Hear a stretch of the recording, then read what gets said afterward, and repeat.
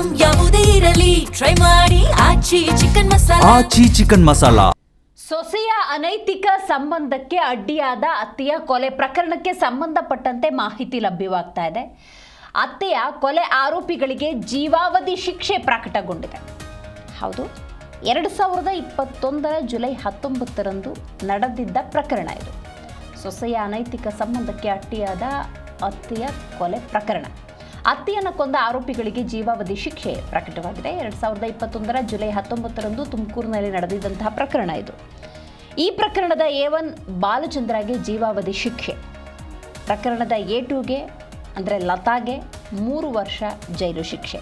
6ನೇ ಹೆಚ್ಚುವರಿ ಜಿಲ್ಲಾ ಸೆಷನ್ಸ್ ಕೋರ್ಟ್ನಿಂದ ಬಂದಿರುವಂತಹ ತೀರ್ಪು ಇದು. ಜೀವಾವಧಿ ಶಿಕ್ಷೆಯನ್ನು ಪ್ರಕಟಿಸಿದ್ದಾರೆ ನ್ಯಾಯಾಧೀಶೆ ಶಿಲ್ಪಾ KS. ಸರ್ಕಾರದ ಪರವಾಗಿ ವಾದವನ್ನು ಮಂಡಿಸಿದ್ರು KC ದೀಪಕ್.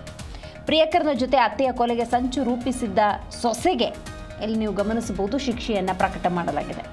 ಹಾಗಾದರೆ ಏನಿದು ಪ್ರಕರಣ ನೋಡ್ತಾ ಹೋಗೋದಾದರೆ 2021 ಜುಲೈ 19ರಂದು ನಡೆದಿದ್ದಂತಹ ಭೀಕರ ಕೊಲೆ ಪ್ರಕರಣ. ಅನೈತಿಕ ಸಂಬಂಧ ಹಾಗೂ ಹಣದ ವಿಚಾರಕ್ಕೆ ವೃದ್ಧೆ ಅತ್ತೆಯ ಕೊಲೆಗೆ ಸ್ಕೆಚ್ಚನ್ನು ಇವರು ಹಾಕಿರ್ತಾರೆ. ನಿಂಗಮ್ಮ ಅನ್ನುವಂತಹ ವೃದ್ಧೆ ಕೊಲೆಯಾದಂತಹ ದುರ್ದೈವಿ. ತುಮಕೂರಿನ PNR ಪಾಳ್ಯದಲ್ಲಿ ನಡೆದಿದ್ದಂತಹ ಕೊಲೆ ಪ್ರಕರಣ. ಕೊಲೆ ಮಾಡಿ ಗುರುತು ಸಿಗದಂತೆ ಮಾಡೋದಕ್ಕೆ ಖತರ್ನಾಕ್ ಸ್ಕೆಚ್ಚನ್ನು ಹಾಕಿರ್ತಾರೆ ಈ ಪ್ರಕರಣದ A1 ಬಾಲಚಂದ್ರ.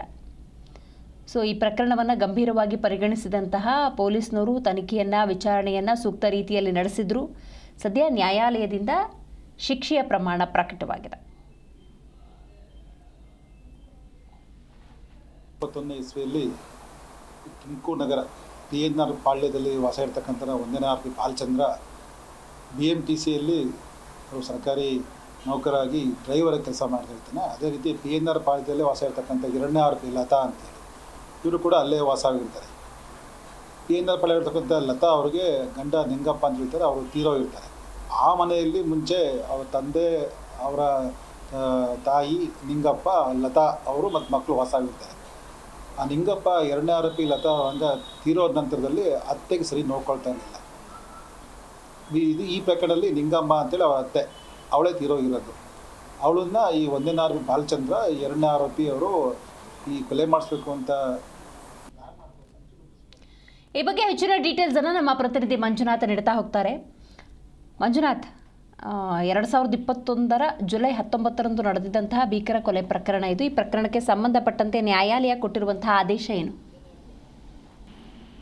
ದಿವ್ಯಾ, ಏನು ಸೊಸೆ ಒಂದು ಅನೈತಿಕ ಸಂಬಂಧಕ್ಕೆ ಅತ್ತೆ ಅಡ್ಡಿಯಾಗಿರ್ತಾಳೆ ಅಂತ ಹೇಳಿ ಆಕೆ ಪ್ರಿಯಕರನ ಜೊತೆ ಸೇರ್ಕೊಂಡು ಏನು ಅತ್ತೆಯನ್ನ ಕೊಲೆ ಮಾಡಿ ಆ ಪ್ರಕರಣವನ್ನ ಮುಚ್ಚಿ ಹಾಕ್ಲಿಕ್ಕೆ ಒಂದು ಸಾಕಷ್ಟು ಪ್ಲಾನ್ ಅನ್ನ ಮಾಡಿರ್ತಾರೆ.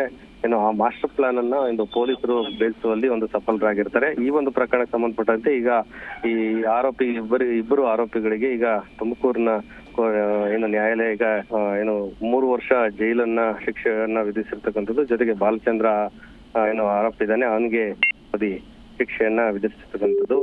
ಇವರಿಬ್ರು ಕಳೆದ 2021 ಜುಲೈ 19ರಂದು ಈ ಒಂದು ಕೊಲೆಯನ್ನ ಎಸಗಿರ್ತಾರೆ.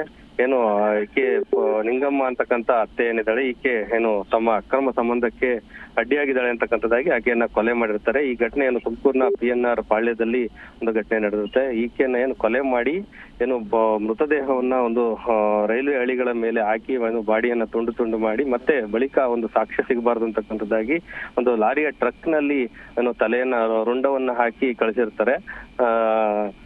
ಅದು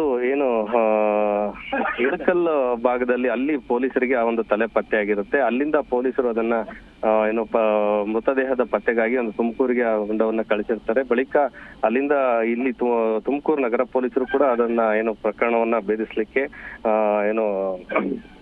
ತನಿಖೆಯನ್ನ ಮಾಡ್ತಾ ಇರ್ತಾರೆ. ಬಳಿಕ ಈಕೆ ಸೊಸೆ ಏನಿದ್ದಾಳೆ, ಈಕೆ ಈ ಅತ್ತೆ ಕಾಣೆಯಾಗಿದ್ದಾಳೆ ಅಂತಕ್ಕಂಥದ್ದಾಗಿ ಕೂಡ ತುಮಕೂರು ನಗರ ಪೊಲೀಸ್ ಠಾಣೆಯಲ್ಲಿ ದೂರನ್ನ ಕೊಟ್ಟಿರ್ತಾಳೆ.